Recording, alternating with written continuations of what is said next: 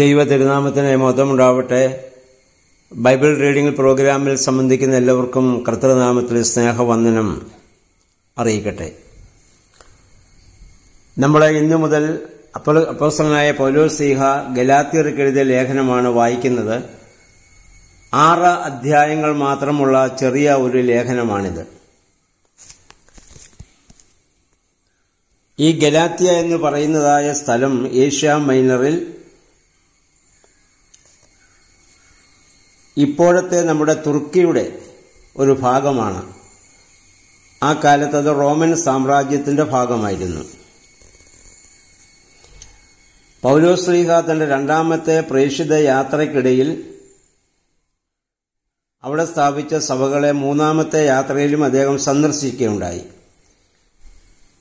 അതിനുശേഷം AD 53 58 ഇടയ്ക്ക് എഫേസ്യൂസിലെ മക്കദോനിയയിൽ വെച്ചായിരിക്കണം പൗലോസ്ലീഹ ഗലാത്യർക്ക് ലേഖനം എഴുതിയത് എന്നാണ് വേദപണ്ഡിതന്മാരുടെ അഭിപ്രായം. ഗലാത്യയിലെ സഭയെ സംബന്ധിച്ചിടത്തോളം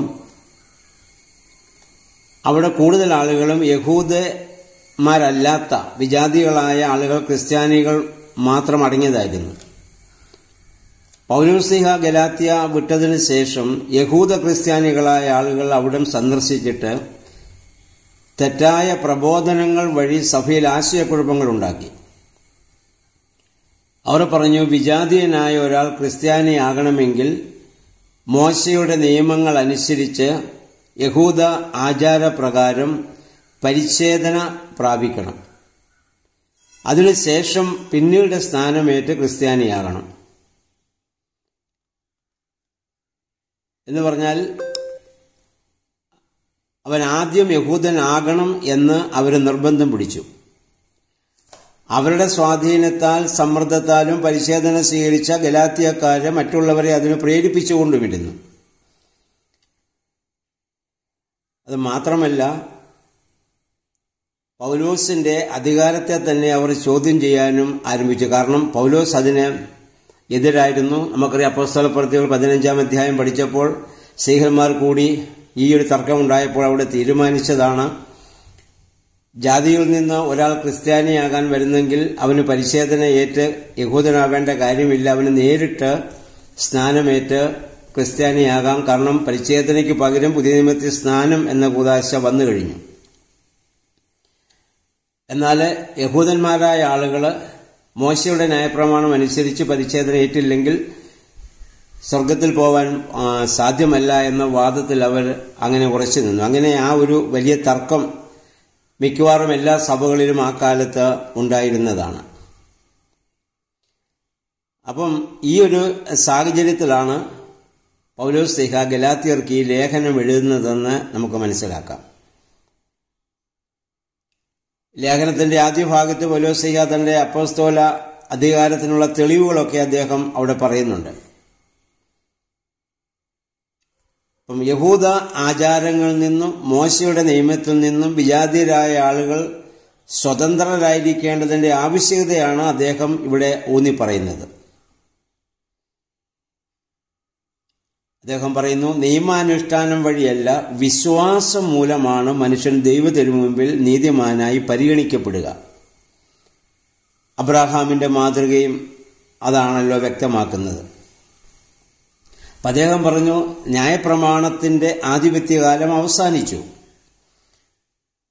ദൈവത്തിൽ നിന്നുള്ള പുത്രസ്വീകാര്യത്തിന്റെ അനന്തരഫലമായ സ്വാതന്ത്ര്യത്തിന്റെ കാലം ആരംഭിക്കുകയും ചെയ്തു. അതുകൊണ്ട് ഇനിയും പരിശുദ്ധാത്മാവിന് വിധേയമായി നമ്മൾ ജീവിക്കണം. ദൈവത്തിൽ നിന്ന് ലഭിക്കുന്ന കൃപാവരങ്ങൾ കാത്തുസൂക്ഷിക്കണം എന്നാണ് പൗലോസ്ലീഹ ഈ ലേഖനത്തിലൂടെ അവരെ ബോധ്യപ്പെടുത്താൻ വേണ്ടി ശ്രമിക്കുന്നത്. പിന്നെ നമുക്ക് 1-ാം അധ്യായത്തിലേക്ക് നമുക്ക് പ്രവേശിക്കാം. 1-ാം അധ്യായത്തിന്റെ 1 മുതൽ 5 വരെയുള്ള വാക്യങ്ങളിൽ തന്റെ ശ്രൈകിക സ്ഥാനം തനിക്ക് എങ്ങനെ ലഭിച്ചു, അത് ദൈവത്താലും യേശു മിശിഹ മുഖാന്തരവും അത് തനിക്ക് ലഭിച്ചതാണെന്ന് അദ്ദേഹം ഗലാത്യരെ ഓർമ്മിപ്പിച്ചുകൊണ്ടാണ്, ഒരു ആശീർവാദം നൽകിക്കൊണ്ടാണ് ഈ ലേഖനം എഴുതാൻ ആരംഭിക്കുന്നത്. 6 മുതൽ 9 വരെയുള്ള വാക്യങ്ങൾ അപ്പം നിങ്ങൾക്കുള്ള ഈ സുവിശേഷം ദൈവം തന്റെ കൃപയാൽ എനിക്ക് നൽകിയതാണ്, ഞാൻ നിങ്ങൾക്ക് നൽകിയിട്ടുള്ളത്. അതിലപ്പുറവും കടകവിരുദ്ധവുമായ സുവിശേഷവുമായി വരുന്നവർക്ക് നിങ്ങൾ ഒരിക്കലും അടിമപ്പെട്ടു പോകരുത്. എന്നിട്ട് അദ്ദേഹം പറയുന്നു, ഞാൻ പഠിപ്പിച്ചതൊഴികെ മറ്റൊരു സുവിശേഷവും ഇല്ല. വികലമായ വ്യാഖ്യാനവുമായി വരുന്നവൻ ആരുമാകട്ടെ, അത് സ്വർഗത്തിൽ നിന്നൊരു മാലാഖയാണെന്ന് വന്ന് പറഞ്ഞാൽ പോലും അവൻ ശപിക്കപ്പെട്ടവനാകുന്നു എന്ന് അദ്ദേഹം ഇവിടെ എഴുതുകയാണ്.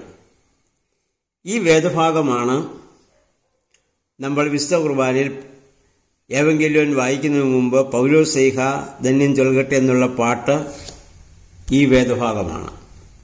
ഞങ്ങൾ നിങ്ങളെ അറിയിച്ചതൊഴികെ വേറൊരുവൻ വന്നറിയിച്ചാൽ വാനവനെങ്കിലും മാലാഖയെങ്കിലും അവൻ ശപിക്കപ്പെട്ടവനാണ് എന്ന് പൗലോസ് ശ്ലീഹ പറയുന്നത്. കാരണം അത്രമാത്രം വേദവിപരീതമായ കാര്യങ്ങൾ അന്ന് ആ സഭയ്ക്ക് നേരിടേണ്ടി വന്നപ്പോഴാണ് അതിനെതിരെ ശക്തമായ ഭാഷയിൽ പൗലോസ് ശ്ലീഹ ഇവിടെ പറയുന്നു. നമ്മളത് എല്ലാ വിശുദ്ധ കുർബാനകളിലും നമ്മളത് പ്രത്യേകമായിട്ട് ആ പാട്ട് നമ്മൾ എപ്പോഴും നമ്മൾ പാടുകയും ചെയ്യുന്നുണ്ട്.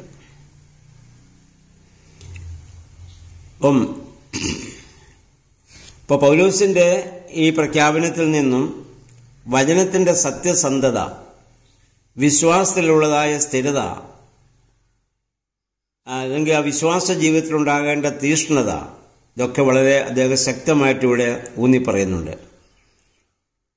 സത്യം ഒന്നേ ഉള്ളൂ, അതിനപ്പുറമായി വരുന്ന അർത്ഥസത്യങ്ങൾ അസത്യമാണ്. കാരണം വിശ്വാസപരമായ കാര്യങ്ങളിൽ ഒരിക്കലും കോംപ്രമൈസ് ഇല്ല, ഒത്തുതീർപ്പില്ല. യോഹന്നാന്റെ സുവിശേഷം നമ്മൾ പഠിച്ചപ്പോൾ അതിന്റെ 6-ാം അധ്യായത്തിൽ നമ്മുടെ കർത്താവ് പറഞ്ഞു, എന്റെ ശരീരം സാക്ഷാൽ ഭക്ഷണവും എന്റെ രക്തം സാക്ഷാൽ പാനീയവുമാണ്. അത് കേട്ട യഹൂദന്മാർ അതിനെ എതിർത്തു. അവർ ചോദിച്ചു, ഇവന്റെ ശരീരം എങ്ങനെ നമുക്ക് ഭക്ഷണവും രക്തം പാനീയവുമാകുന്ന? അപ്പോൾ കർത്താവ് അത് പറഞ്ഞപ്പോൾ കർത്താവിനെ അന്ന് വരെ അനുഗമിച്ച കുറെ ആളുകൾ കർത്താവിനെ വിട്ടുപോയി എന്ന് നമ്മൾ വായിക്കുന്നുണ്ട്. അപ്പോൾ കർത്താവ് തന്റെ ശിഷ്യന്മാരോട് ചോദിക്കുന്നുണ്ട്, നിങ്ങൾക്കും പോകാൻ മനസ്സുണ്ടോ? പോകണമെങ്കിൽ പോകാം, എന്നാൽ ഞാൻ പറഞ്ഞ കാര്യത്തിന് മാറ്റമില്ല. കാരണം അത് അടിസ്ഥാനപരമായ കാര്യമാണ്, വിശ്വാസത്തിന്റെ അടിസ്ഥാനമാണ്. അപ്പം അങ്ങനെയുള്ള വിശ്വാസപരമായ കാര്യങ്ങളിൽ ഒരു കോംപ്രമൈസിനും നമുക്കും വിധേയപ്പെടാനായിട്ട് സാധിക്കത്തില്ല. 10 മുതൽ 24 വരെയുള്ള വാക്യങ്ങളിൽ അദ്ദേഹം പറയുന്ന ഇതാണ്: 1, മനുഷ്യരെയല്ല ദൈവത്തെ പ്രസാദിപ്പിക്കുകയാണ് എൻ്റെ ജീവിത ലക്ഷ്യം. 2, മനുഷ്യന് പ്രസാദകരമായി ചിന്തിക്കുകയും സത്യത്തെ വികലമാക്കി സംസാരിക്കുകയും ചെയ്യുന്നവൻ മശിഹായുടെ ദാസനല്ല. 3, എനിക്ക് ലബ്ധമായ സുവിശേഷ സത്യം പണ്ട് ഗമാലിയയിൽ നിന്ന് ഞാൻ പഴയ നിയമകാര്യങ്ങൾ പഠിച്ചതുപോലെ ആർക്കും ശിഷ്യപ്പെട്ട് ഞാൻ പഠിച്ചതല്ല. പ്രത്യുത മശിഹ എനിക്ക് നൽകിയ വെളിപ്പെടുത്തലുകൾ കൂടിയാണ് എനിക്കത് ലഭിച്ചത്. 13-14 വാക്യങ്ങളിൽ തന്റെ യഹൂദ ആ മതഭ്രാന്തിന്റെ കാലഘട്ടത്തിൽ താൻ ചെയ്തതൊക്കെ അദ്ദേഹം അവിടെ വീണ്ടും ഓർമ്മപ്പെടുത്തുന്നുണ്ട്. എന്നിട്ട് അതിനുശേഷം അദ്ദേഹം പറയുന്നുണ്ട്, ഞാൻ അങ്ങനെയൊക്കെ ഞാൻ പ്രവർത്തിച്ചെങ്കിലും ദൈവം എന്നെ മുന്നമേ തെരഞ്ഞെടുത്തതാണ്. അദ്ദേഹം പറയുന്നു, ദൈവം എൻ്റെ അമ്മയുടെ ഉദരത്തിൽ വെച്ച് തന്നെ എന്നെ നേരത്തെ തന്നെ തെരഞ്ഞെടുത്തതാണ്. ഇതന്നെ യെശയ്യാ പ്രവചനം 49-ാം അധ്യായത്തിന്റെ 1-ാം വാക്യത്തിൽ നമ്മൾ വായിക്കുന്നുണ്ട്. അവിടെ ഇപ്രകാരം പറയുന്നു, യെശയ്യാ പറയുന്നു, തീരദേശങ്ങളെ, വിദൂര ജനതകളെ, എൻ്റെ വാക്ക് കേൾക്കുവിൻ. ഗർഭത്തിൽ തന്നെ എന്നെ കർത്താവ് വിളിച്ചു, അമ്മയുടെ ഉദരത്തിൽ വെച്ച് തന്നെ അവിടുന്ന് എന്നെ നാമകരണം ചെയ്തു. എൻ്റെ നാവിനെ അവിടുന്ന് മൂർച്ചയുള്ള വാളുപോലെയാക്കി എന്ന് പറഞ്ഞുകൊണ്ട് യെശയ്യാ പ്രവാചകൻ അവിടെ പറയുന്നുണ്ട്. ഇത് തന്നെ യിരെമ്യാ പ്രവചനം 1-ാം അധ്യായത്തിന്റെ 1 മുതൽ 3 വാക്യങ്ങളിൽ നമുക്ക് വായിക്കാൻ പറ്റും. യഹോവയായ ദൈവം യിരെമ്യാവോട് പറയുന്നു, നിന്റെ അമ്മയുടെ ഉദരത്തിൽ ഉരുവാകുന്നതിന് മുൻപ് ഞാൻ നിന്നെ അറിഞ്ഞു, വിശുദ്ധീകരിച്ചു, ജാതികൾക്ക് പ്രവാചകനായി നിയമിച്ചു. അപ്പോൾ നമ്മൾ ജനിക്കുന്നതിന് മുമ്പേ നമ്മളെ അറിയുകയും നമ്മളെ വിളിക്കുകയും നമ്മളെ തിരഞ്ഞെടുക്കുകയും ചെയ്യുന്നവനാണ് നമ്മുടെ ദൈവം. ആ ദൈവവിളിയുടെ ഭാഗമായിട്ടാണ് നമ്മൾ ഓരോരുത്തരും ഇന്ന് ആയിരിക്കുന്ന തലങ്ങളിലൊക്കെയും ആയിരിക്കുന്നതെന്നുള്ള ബോധ്യം നമുക്കുണ്ടാകണം. എഫേസ്യർ 1:4 മുതലുള്ള വാക്യങ്ങൾ പൗലോസ് പറയുന്നുണ്ട്, ലോകസ്ഥാപനത്തിനു മുൻപേ നിങ്ങളെ ക്രിസ്തുവിൽ അവൻ തിരഞ്ഞെടുത്തതാണ്. ലോകസ്ഥാപനം ഭൂമി ഉണ്ടാവട്ടെ എന്ന് ദൈവം പറഞ്ഞതാണല്ലോ. അതിനു മുമ്പ് തന്നെ നമ്മൾ ഉണ്ടായിരുന്നെന്നാണ് പറയുന്നത്. അന്ന് നമ്മൾ എവിടെയായിരുന്നു? ദൈവത്തിൻ്റെ ചിന്തയിലും പദ്ധതിയിലും അന്നേ നമ്മൾ ഉൾപ്പെട്ടവരാണ്. ഈ കാലഘട്ടത്തിൽ ഈ സ്ഥലത്ത് നമ്മൾ ജീവിക്കണമെന്നുള്ളത് ദൈവത്തിൻ്റെ ഹിതമാണ്. ഇന്ന മാതാപിതാക്കൾ നമ്മൾ ജനിക്കണമെന്നുള്ളതും ദൈവത്തിൻ്റെ പദ്ധതിയാണ്. അതുകൊണ്ട് അതിൻ്റെ ഒരു ഭാഗമായിട്ടാണ് എന്നെ ഗർഭത്തിൽ വെച്ച് തന്നെ ദൈവം തെരഞ്ഞെടുത്തു. ആ തെരഞ്ഞെടുപ്പിന്റെ ഫലമായിട്ടാണ് യഹൂദന്മാർക്ക് വേണ്ടി തീവ്രമായി വാദിക്കുകയും പ്രവർത്തിക്കുകയും ചെയ്ത ഞാൻ അവിടെ നിന്ന് മാറി ഇപ്രകാരം ഒരു അവസ്ഥയിലേക്ക് വരാൻ കാരണമായി തീർന്നതെന്ന് അദ്ദേഹം ഇവിടെ ഓർമ്മപ്പെടുത്തുന്നുണ്ട്. അങ്ങനെ ദൈവത്താൽ വിളിക്കപ്പെട്ട അപ്പോസ്തലൻ തന്നെയാണ് ഞാൻ. തന്റെ അപ്പോസ്തല പദവിയെക്കുറിച്ച് സംശയമുണ്ടായിരുന്ന സഭകൾക്കെല്ലാം എഴുതിയപ്പോൾ താനിത് വീണ്ടും ഉറപ്പിച്ച് പറഞ്ഞിട്ടുണ്ട്. റോമാലേഖനത്തിലും കോരിന്ത്യ ലേഖനത്തിലും ഒക്കെ നമ്മളിത് കേട്ടു. ഇനി മുന്നോട്ട് ചെല്ലുമ്പോൾ എഫേസ്യ ലേഖനത്തിലും കൊലോസ്യ ലേഖനത്തിലൊക്കെ അദ്ദേഹം ഇതുതന്നെ ആവർത്തിച്ച് പറയും. അപ്പൊ തന്റെ മാനസാന്തരവും സുവിശേഷ പ്രവർത്തനത്തിനുള്ളതായ ദൈവവിളിയും ദൈവത്തിൽ നിന്നും യേശുമിശിഹായിൽ നിന്നും നേരിട്ടായിരുന്നുവെന്ന് അദ്ദേഹം അവിടെ കാണിക്കുന്നുണ്ട്. 17-18 വാക്യങ്ങളിൽ അദ്ദേഹം വീണ്ടും അവരെ ഓർമ്മപ്പെടുത്തുന്നു. ഞാൻ അറേബ്യയിലേക്കുള്ള ആ യാത്രയിലാണ് എനിക്ക് ഈ ദർശനമുണ്ടാവുന്നത്. അവിടെ പ്രാർത്ഥനയിലും ധ്യാനത്തിലും കഴിഞ്ഞപ്പോഴുണ്ടായ ആ ദർശനങ്ങളായിരിക്കണം ഇതിനു മുമ്പ് 2 കൊരിന്ത്യർ 12-ാം അധ്യായത്തിൽ നമ്മൾ ഒരു വായിച്ചിരുന്നില്ല. പൗലോസ്ലീഹ പറഞ്ഞു, ഒരു മനുഷ്യൻ എനിക്കറിയാം 3-ാം സ്വർഗത്തോളം എടുക്കപ്പെട്ടു, ശരീരത്തോടു കൂടെ അല്ലയോ എന്ന് ഞാൻ അറിയുന്നില്ല എന്നൊക്കെ പറയുന്നുണ്ട്. അത് പൗലോസ്ലീഹയ്ക്ക് നേരിട്ടുണ്ടായ വലിയ ദർശനമാണ്. ആ ദർശനമൊക്കെ ഈ കാലഘട്ടങ്ങളിൽ അദ്ദേഹത്തിന് ഉണ്ടായിട്ടുള്ളതാണ്. പിന്നെ പറയുന്നത്, എനിക്ക് ആ ദർശനമുണ്ടായതിനു ശേഷം 3 വർഷം കഴിഞ്ഞിട്ടാണ് ഞാൻ യെറുസലേമിൽ പോയതും പത്രോസിനെ കാണുന്നതും. അന്ന് അവിടെ വെച്ചാണ് കർത്താവിന്റെ സഹോദരനായ യാക്കോബിനെ ഒഴികെ വേറെ അപ്പോസ്തലന്മാരെ ആരെയും എനിക്ക് കാണേണ്ടതായിട്ട് വന്നില്ല, ആരെയും ഞാൻ കണ്ടുമില്ല. കാരണം നമുക്ക് അപ്പോസ്തലനായ ഈ യാക്കോബ് ശ്ലീഹ കർത്താവിന്റെ 12 ശിഷ്യന്മാരിൽപ്പെട്ട ആളല്ലായിരുന്നു. യേശുവിന്റെ പരശുശുശ്രൂഷ കാലയളവിൽ യേശുവിനെ എതിർത്ത ആളാണ്. യേശുവിനെ വിശ്വസിച്ചിരുന്നില്ല. എന്നാൽ യേശുവിന്റെ ക്രൂശ് മരണ ശേഷമാണ്, പുനരുദ്ധാന ശേഷമാണ് അവർ യേശുവിൽ വിശ്വസിക്കുന്നത്. കർത്താവ് യാക്കോബിന് വെളിപ്പെട്ടതായി ഇതിനു മുമ്പ് നമ്മൾ ഇത് വായിച്ചതാണല്ലോ. അപ്പൊ അവരെയൊക്കെ താൻ പിന്നെ കാണുന്നത് തനിക്ക് ഈ ദർശനം ലഭിച്ച് 3 വർഷങ്ങൾക്ക് ശേഷമാണ്. അപ്പൊ ആ 3 വർഷങ്ങൾക്ക് മുൻപ് തന്നെ ദൈവത്തിന്റെ വിളി എനിക്ക് ലഭിച്ചതായ അപ്പോസ്തലനാണ് ഞാൻ എന്നൊക്കെ അദ്ദേഹം ഇവിടെ ഈ ഓർമ്മപ്പെടുത്തുന്നുണ്ട്.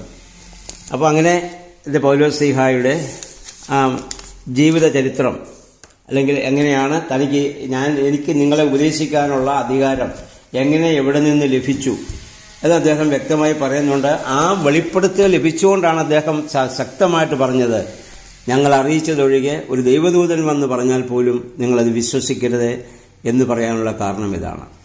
അതിനുശേഷം നമുക്കറിയാം എത്രയോ തെറ്റായ ഉപദേശങ്ങളൊക്കെ പരിശുദ്ധ സഭയിൽ കടന്നു വരികയും കാലാകാലങ്ങളിൽ ഹെർസി അല്ലെങ്കിൽ വേദവിരീതവും വിശ്വാസവിരീതമൊക്കെ സഭയിൽ ഉടലെടുക്കുകയും അതിനുവേണ്ടിയാണ് സുന്നതദോസികൾ പരിശുദ്ധ സഭ കൂടുകയും ആ വിശ്വാസ ആ വൈരുദ്ധ്യത്തെയൊക്കെ എതിർക്കുകയും ചെയ്ത കാര്യങ്ങളൊക്കെ നമുക്കറിയാം. എന്തായിരുന്നാലും പൗലോസ്ലീഹ 1-ാം ലേഖനത്തിൽ ഇതാണ് ഓർമ്മപ്പെടുത്തുന്നത്. അപ്പോൾ നമ്മുടെ പിതാക്കന്മാരിൽ നിന്ന് നമുക്ക് ലഭിച്ച സത്യവിശ്വാസത്തിൽ അടിയുറച്ച് നമ്മൾ നിൽക്കുക. അതിന് വ്യത്യസ്തമായുള്ള പഠിപ്പിക്കലുകളെ നമ്മൾ സ്വീകരിക്കാതിരിക്കുക. പൗലോസ്ലീഹ ഈ ലേഖനങ്ങളിലൂടെ നമുക്ക് തന്നിട്ടുള്ളതായ ഉപദേശങ്ങൾ അദ്ദേഹത്തിന് നേരിട്ട് വെളിപ്പെടുത്തലിലൂടെ, ദൈവികമായ വെളിപ്പെടുത്തലിലൂടെ ലഭ്യമായതാണ്. അപ്പം അതുകൊണ്ടാണ് പൗലോസ്ലീഹയുടെ ലേഖനത്തിന് സഭ ഇത്രയും പ്രാധാന്യം കൊടുക്കുന്നതും എല്ലാ വിശുദ്ധ കുർബാനകളിലും ഈ ലേഖനങ്ങളിൽ നിന്ന് നമ്മൾ വായിക്കുന്നതും അതുകൊണ്ട് തന്നെയാണ്. അപ്പം നമ്മൾ ഓരോ ദിവസവും വായിക്കുന്ന സുവിശേഷ ഭാഗവുമായി ബന്ധപ്പെട്ട ലേഖനങ്ങളായിരിക്കും ഓരോ ഞായറാഴ്ചയും പള്ളികളിൽ മാറി മാറി വായിച്ചുകൊണ്ടിരിക്കുന്നത്. ഇപ്പോൾ ആരും അത് ശ്രദ്ധിക്കാറില്ല. നമ്മൾ ഇങ്ങനെ അങ്ങ് കേട്ടങ്ങ് പോത്തേ ഉള്ളൂ. പക്ഷെ ശ്രദ്ധിക്കുമ്പോൾ നമുക്കറിയാം, അന്ന് വായിക്കാൻ പോകുന്ന സുവിശേഷ ഭാഗത്തിന്റെ സ്ത്രീഹന്മാരുടെ പഠിപ്പിക്കലുടെ ഭാഗമായിരിക്കും എല്ലാ ദിവസവും വായിക്കുക. അതിന്റെ പഴയ നിയമ ഭാഗമായിരിക്കും പഴമയായിട്ട് പള്ളികളിൽ വായിക്കുക. ഇപ്പോൾ പള്ളികളിലൊക്കെ പഴമ വായനയില്ല. അത് വളരെ പ്രധാനപ്പെട്ട ശുശ്രൂഷകൾ മാത്രമേ ഉള്ളൂ. ബാക്കിയൊക്കെ ഇപ്പം നിന്നുപോയ ഒരു സാഹചര്യമാണ്. പോകട്ടെ, എന്തായിരുന്നാലും ഇന്നു മുതൽ നമുക്ക് ഈ ഗലാത്യ ലേഖനം വായിക്കാം. ദൈവമേ, ആ സത്യവിശ്വാസത്തിൽ അടിയുറച്ചു നിൽക്കുവാൻ പരിശുദ്ധാത്മാവെ ഞങ്ങളെ ശക്തീകരിക്കണമേ. പ്രകോപനങ്ങൾക്ക് വിധേയമായി വിശ്വാസത്തിന് വ്യതിചലിക്കുവാൻ ഇടയാകരുതേ നമുക്ക് പ്രാർത്ഥിക്കാം. അപ്രകാരം ഒരു നല്ല സമർപ്പണത്തിന് ദൈവത്തിന്റെ പരിശുദ്ധാത്മാവ് നമ്മെ ശക്തീകരിക്കട്ടെ. എല്ലാവർക്കും നല്ലൊരു ശുഭദിനം ആശംസിക്കുന്നു. ദൈവനാമം മാത്രം മഹത്വപ്പെടുവാൻ ഇടയായിട്ട് തീരട്ടെ.